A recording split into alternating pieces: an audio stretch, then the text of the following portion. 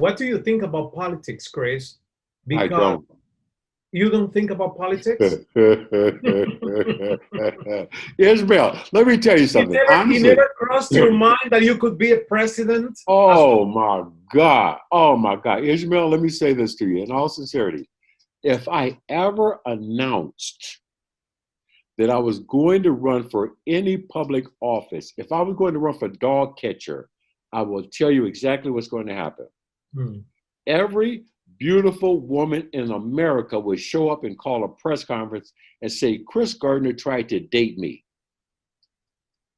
And it would Really? be true.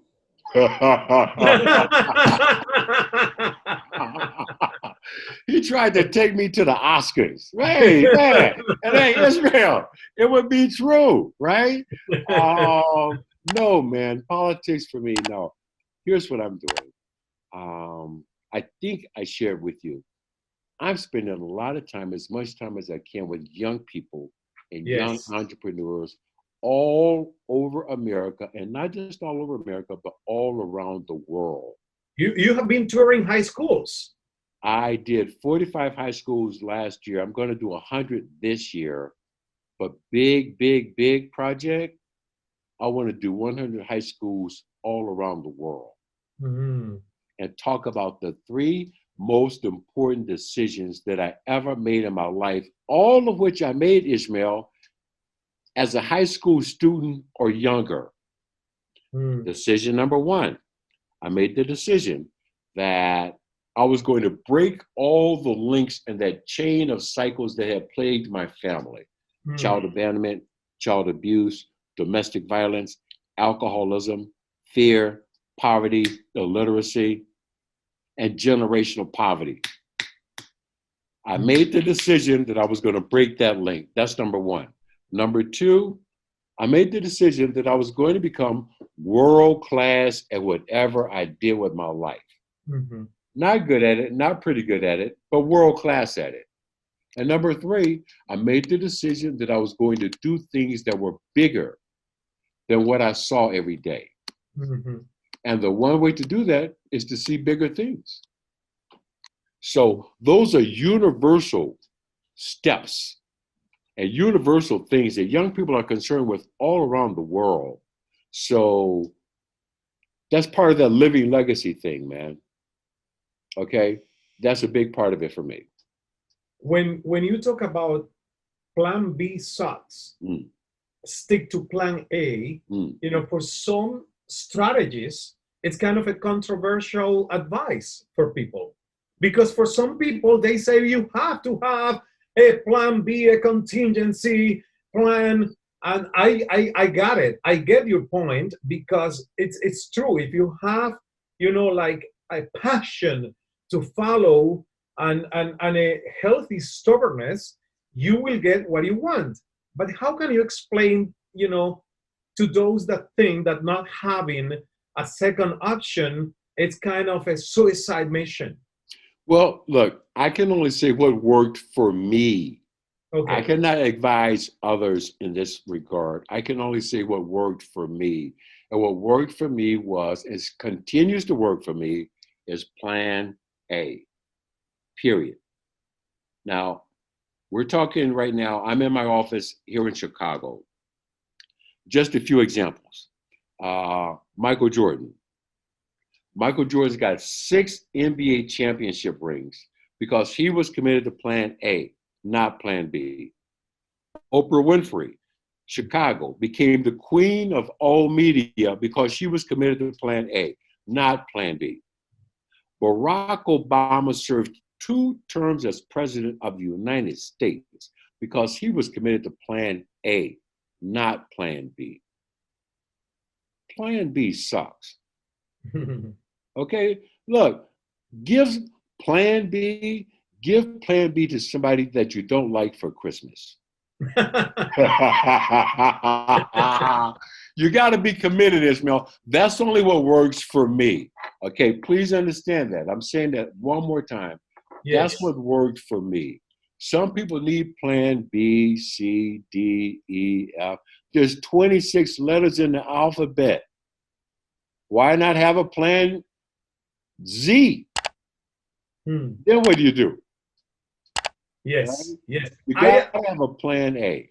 I agree. I agree, Chris. And I love your idea because, you know, sometimes when you are really obsessed with something, something takes your, I mean, your full attention, that's when you're going to manifest a wonderful and magical At your best. reality at your At your best. So best. I totally agree with you. And actually, I think at this time of the year, it's really good that you remind us about the C5 complex Mm, for making a plan. mm. Well, that is the key component to having a plan A is the C5 complex. And your plan A must be clear, concise, compelling, consistent, and committed. Mhm. That's it. That's your C5 complex. And when you have those elements, you don't need a plan B, right? Mhm. One of the hardest parts about having and committing to a plan A is you have all these other people in your life who love you, who want the best for you, and who think that they know what's best for you. Mhm. And when you say, I'm going this way, right here, a lot of people are not going to see it, Ishmael. Everybody's not going to see the vision that you have for yourself, Mhm. right? It's not their vision. Mhm. And you can make yourself crazy trying to convince them. They can make you think that you're crazy trying to convince them that, no, this is going to work, right? My mom used to call it seeing ghost. And what she meant by that was you're seeing things that nobody else can see you accomplishing but you. Oh Her yeah. point was as long as you're seeing those things with the eyes in your soul, no one has to see them but you, Mhm. right? Everybody's not going to dig it. And that's the hard part, Ishmael, because again, we all have people who love us, who want the best for us, right? And they think that we should have plan B, C, D, E, Yes. F, and G. You got to get one thing done. You and I sitting here right now. You're sitting right there right now talking to people all over Latin America, South America, Mexico, all over the world. This was plan A, was it not? Yes. Yes. I'm sitting here talking to you. This was plan A for me. And the beautiful thing about plan A is one time when it works, Ishmael, you realize, whoa, it can work again. Yeah. Huh? And it can work again.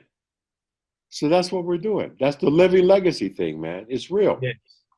And this is really good because sometimes actually people close to us, people who really care and love us, they, with very good intentions, they will Mm. try to warn us Yep. that, you know, that's too much of a dream for you. You Mm. will suffer. Or sometimes people say, if you want to be an artist, you will starve. You Mm. know, like, and they are doing it out of the protection, out of kind Because of, they you love know, us. like saving suffering. Yep. But it's not their plan. It's our It's plan. not. That dream did not come to them. That goes back to the first part of this conversation, Ishmael. You got to own it. And sometimes it's going to hurt, right? Um, and until you own it. But you know what's funny about that? What's funny about it is when you do commit to that plan A and you do hurt and you do cry and you do bleed and it does work. Some of the same people who were telling you to forget it, now they say, I told you, you're going to do it. All right. I was with you all the way. I knew you could do it. They want the credit. Well, failure has many fathers, right? But creativity only has one. You got to see it for yourself. And now that we are talking about dreams, Mm. your next book, your next Permission to project, dream. Yes, sir. Permission to Dream. Uh, Mm. does it have a date for release? Can you tell Well, what us we're going something to about do, it? the book Ishmael is pretty much done. But what Okay. we're going to do, we made a conscious decision. We're not going to bring that book out until December of 2020. Okay. Okay. Because of everything that's going on right now in the US with the election coming up, et cetera, et cetera. You're not going to get any attention from anybody until some of the smoke dissipates, until the dust settles, so to speak. Okay. So let's do this, man. I mean, right now, today is, hey, the 30th of December, Yes. 2019. Let's both put it on our calendars right now. The 30th December 2020, you and I will talk about permission to dream, the Yes. blueprint. And we'll do Already, it here already set. on Cala Show. We'll do it here first. Yes. Okay? Definitely. Done. I will put it on Done. already. Done. Permission to dream, baby, because dreams don't have borders. All right? And happiness is a global pursuit. So I'm looking forward to it. I'm tremendously excited about it. And hey, I just made a commitment to share with you first. Thank you so much, Chris. Two more questions for now until we meet again a year from now into 2020.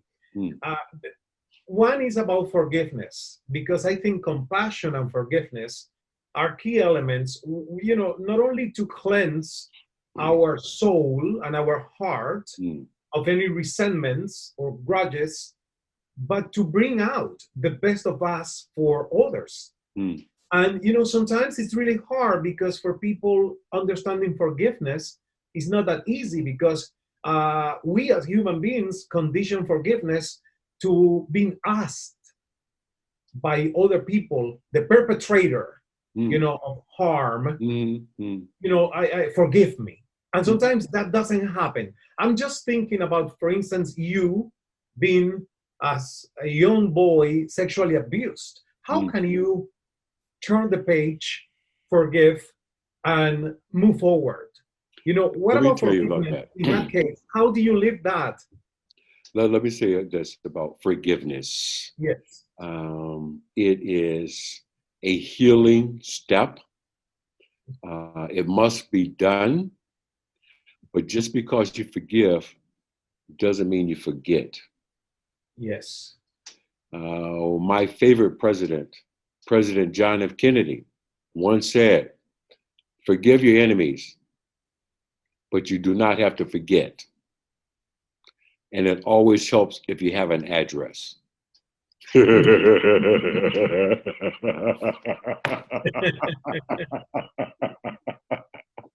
Okay, there are two different steps, Cala: forgiving, forgetting. Some things we don't need to forget. You need to remember that Mm. experience with that person, because Yes. you don't want to put yourself in a position where that might occur again. Again, referencing a quote from Dr. Angelo, I'll never forget her saying, when someone shows you who they are, believe them. And you can say that about some of without saying anybody's names, some of the people that are supposedly leaders in our world today, when they show you who they are, believe them. Mm. I love that. I love that, Chris. Well, just as an ending, I would like you to say whatever comes from your heart to people that will be watching at different times this recording, this conversation, especially they are leaders all over from Latin America, people who are in the process of reinvention. Some of Mm, them are in a transition in their personal mm, or professional lives, but all of them, oh, well, most, or not most, but many of them have been forced out of their countries, like Cuba, Venezuela, Nicaragua. And I think that, hearing from you, that really you're an inspiration. Your story has mm, been an inspiration for millions of people all over the world. in this new year, in this transition for 2020, that I believe is a new decade with a humongous opportunity to expand our consciousness. What can you tell us? First of all, I must say this. We are right now, all of us, standing witness to probably the greatest humanitarian crises in our lifetimes. It is estimated that 2% of the entire population of human beings on the planet Earth right now are on the run. They're running from wars, conflicts in the Middle East. They're running from ethnic conflicts and global change in sub-Saharan and Western Africa. They're running from gangs, drugs, and violence in Central America. If all of those people, Ismael, were ever in one place at one time, they would instantly become the 24th largest country on the planet. Bigger than Canada, the United Kingdom, South Africa, Iran. All those mothers, sisters, brothers, fathers, sons, daughters. Maybe not yours or mine, but someone's mother, father, sister, daughter, brother, running for their lives. And all those numbers don't mean anything until you add, Ismael, the power of one. Meaning, when it's you and your family, you and your children, now it's an issue. Now it's something that I'm concerned about. And maybe if all of us could ask ourselves, what if it was me and my family? What would I need? Not just a place to live, but a place of peace. And I think that's something, Ishmael, that's a big, big, big part of this new book, Permission to Dream. This whole idea, man, that we're all just one family. There's a family called humanity. Okay, we look different. Okay. Maybe we believe some different things. Okay. Maybe we feel strongly about different things. Okay. But ultimately, there's one family. There's a family called humanity, and I choose to embrace that. Okay. I've had the refugee experience living here in America. Here in America. And you know what?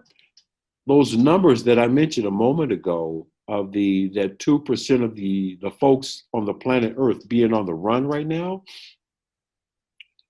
you know what's not included in those numbers? Are the victims of domestic violence.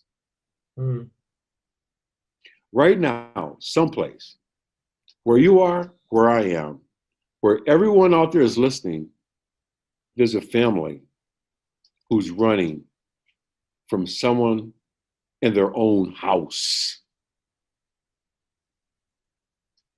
Where do they go? They're refugees. Huh? Where do they go? So, man, you touched on some deep stuff tonight. I thought we were just going to have a nice, light chat. It's been really wonderful, profound. We have to own the difference that we want to see in the world. And that's a beautiful message, Chris. I really appreciate your time. Thank you so much. Thank you so much. Yes, sir. Peace and power. Yes. Thank you so much, Chris.